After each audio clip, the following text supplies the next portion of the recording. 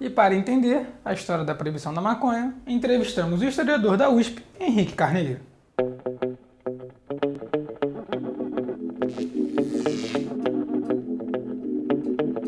Então, a maconha, ela tem registros conhecidos de 2000 e poucos anos, 2300 mais ou menos, não me lembro exatamente agora, que é o famoso o herbário, a farmacopeia chinesa, né?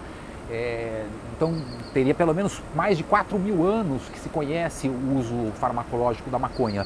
Eu digo farmacológico porque ela tem outros usos, que é o uso, enfim, econômico, industrial, para fibra, para azeite, até para alimento, né? As sementes são muito nutritivas.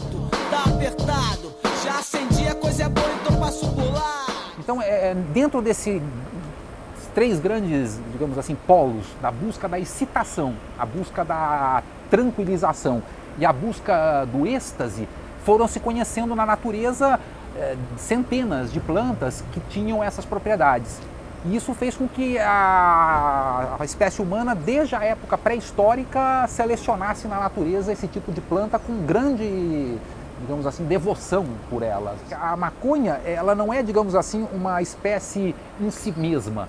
Ela é um produto da simbiose coevolutiva com a espécie humana. É igual a quase todas as plantas hoje domesticadas, como o milho, etc. O milho que a gente come não existia. Existia o teossinto, que era um milho totalmente diferente, pré-histórico. Então o milho hoje, assim, desse tipo, com envelope, em grandes grãos e tal. E da mesma forma a maconha e todas as outras plantas. Então a cannabis sativa, a própria palavra significa cultivada.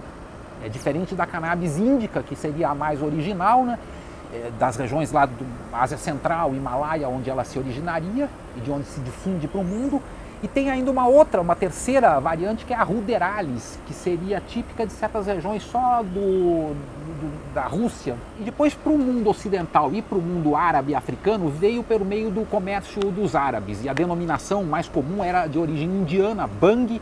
Com isso ela chega na África Oriental e na África do Sul. Não chega muito à África Ocidental, é tardio a chegada da maconha na África Ocidental, mas chega até Angola, mais ou menos. Não chega na parte da Guiné Equatorial, que isso é mais moderno e contemporâneo. Lá em Angola e também em Moçambique, nos países que os portugueses depois vão colonizar e de onde vão trazer escravos para o Brasil, havia um uso tradicional.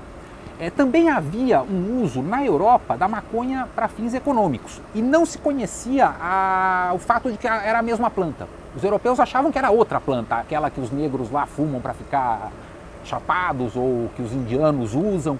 Eles achavam que aquilo é o bang e o que a gente tem é o cânhamo. Eles achavam que era diferente. Mas os negros africanos vão identificar. Então, quando se planta no Brasil, a primeira a finalidade do plantio era os portugueses para produzir material para a indústria naval. Assim como também nos Estados Unidos, onde era até obrigatório se plantar cânhamo. O George Washington era um grande plantador de cânhamo e tal. Começou a se utilizar como finalidades psicoativas porque os negros começaram a pegar as flores para fumar. E aí virou uma tradição da cultura afro-brasileira, tanto que as denominações, maconha, diamba, liamba, vêm todas do quimbundo, né, que é uma língua do tronco banto de Angola. No mundo, em relação à maconha, antes da proibição houve o preconceito por causa dessa origem de um uso psicoativo que não era tradicionalmente europeu, mas de outros povos, indianos, árabes e africanos. E depois, tardiamente, a relação com os Estados Unidos, os mexicanos. Então ela ficou identificada como uma planta de culturas exóticas, que não eram, enfim, a tradição cristã ocidental. Há um elemento de discriminação étnica e religiosa com a maconha por causa disso. A primeira portaria, enfim, específica que se conhece no Brasil é a da Câmara do Rio de Janeiro de 1830, que proíbe o pito de pango, especificamente para uso de escravos ou mesmo negros libertos. Então, o que também identifica um traço racial, porque era um preconceito específico contra os ex-escravos, né? Agora, a proibição mesmo em escala global, ela vai começar a ocorrer no fim da proibição do álcool. 1937 é o ano em que nos Estados Unidos a maconha é proibida. Foi uma medida, digamos, quase que de regulação comercial que visava, na verdade, a proibição.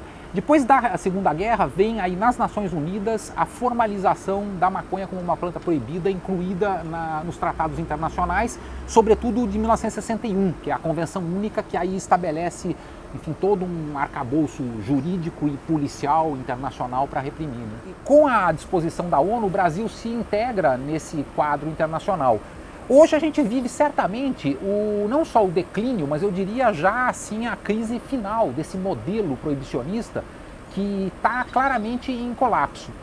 A razão fundamental desse colapso, eu diria que é a importância econômica que assumiu a maconha internacionalmente. É uma commodity de primeiro plano, que está em alguns países centrais à frente de coisas como o trigo, como o milho, como o próprio tabaco. Se fazem projeções para algo de 600 bilhões de dólares nos próximos anos com a legalização do uso recreacional. Então, no fundo, é uma questão de tornar oficial um comércio que clandestino não ofere rendas para o Estado, mas ofere para setores, enfim, da burguesia, que são setores ligados ao crime, ligados, enfim, à atividade criminosa. E eu acho que há uma espécie de movimento hoje de grandes corporações internacionais, de grandes multinacionais e da política internacional no sentido de tentar normalizar esse comércio pelo interesse econômico e porque as consequências políticas da violência ligada ao narcotráfico está corroendo a credibilidade das instituições em vários países do mundo, como o México ou o próprio Brasil, enfim, que o país em que mais tem homicídios no mundo é o Brasil.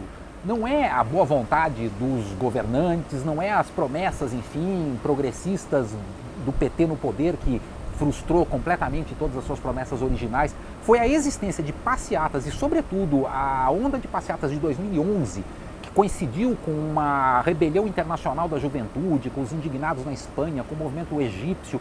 E no Brasil, um pouco, a nossa primavera foi a maconha. Foi as maiores manifestações juvenis, enfim, do período de 2011 foram em torno ou da maconha, ou depois da Marcha da Liberdade, depois da comemoração da decisão do Supremo Tribunal Federal, depois a invasão da USP pela polícia para prender 3 estudantes que leva a greve na USP, a ocupação da reitoria, tudo ligado ao tema da maconha. Então 2011 marcou a luta social, estudantil e juvenil no Brasil todo. Eles têm a motivação, enfim, do apetite de alimento, de sede, de água e de sexo. E a quarta motivação, não só do homem, mas enfim, das espécies animais, é a busca de plantas que produzem efeitos psicoativos.